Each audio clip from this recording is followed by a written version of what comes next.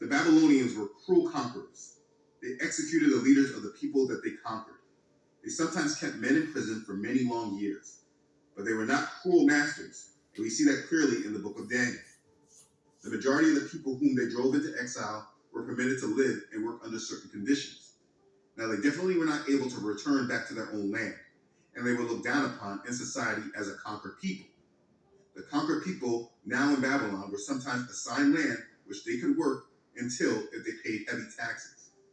Sometimes they were permitted to settle in cities and earn their living from trade or their own manual labor.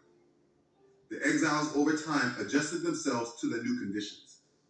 Babylon was the current world empire who had control over most of the known world, and being a prosperous country, those who adapted could find some sort of prosperity. So for the Yahudim, who once lived under promises of greatness, there was now a change. Each of the exiles could have a personal future in Babylonia, but as a whole, the future of the Yahudim seemed to be without hope, because they were no longer a nation. For instance, Daniel held stature in Babylon and was able to establish himself there, but this meant very little in regards to the future of his people as a whole. The kingdom of Babylonia was definitely different in contrast to Judea, the land where the Yahudim came from. And the city of Babylon itself was definitely different from Jerusalem. Babylon was huge, big, huge walls, towering domes of its temples, massive palaces.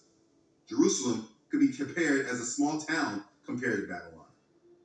They were now seeing in front of them people performing sacrifices in Babylon's temple to Marduk, or Ishtar, the chief gods of Babylon. In the city were mistresses from all over the known world, men from every nation. Many different people all in one nation could be seen.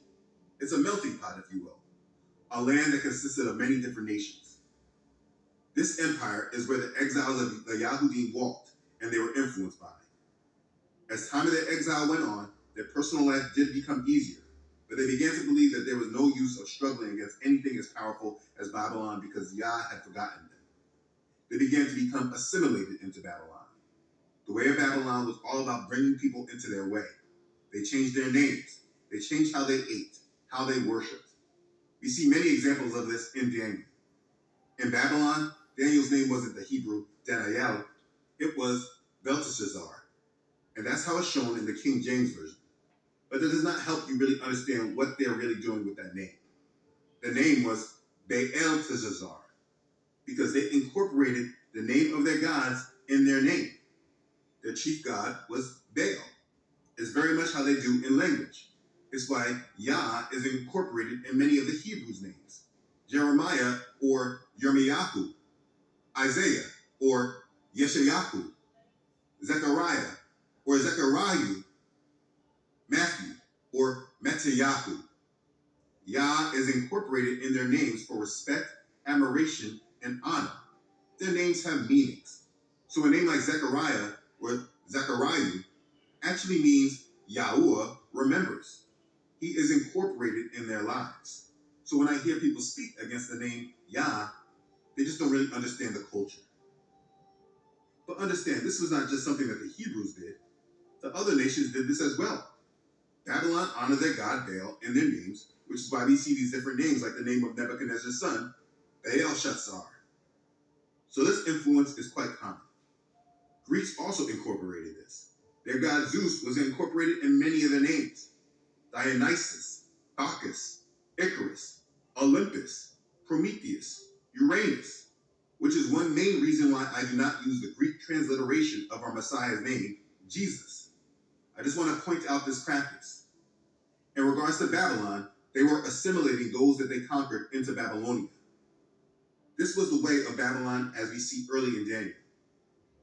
Then the king instructed Ashpenaz, the master of his eunuchs, to bring some of the children of Yasharel and some of the king's descendants and some of the nobles, young men in whom there was no blemish, but good-looking, gifted in all wisdom, possessing knowledge, and quick to understand, who had ability to serve in the king's palace, and whom they might teach the language and literature of the Chaldeans.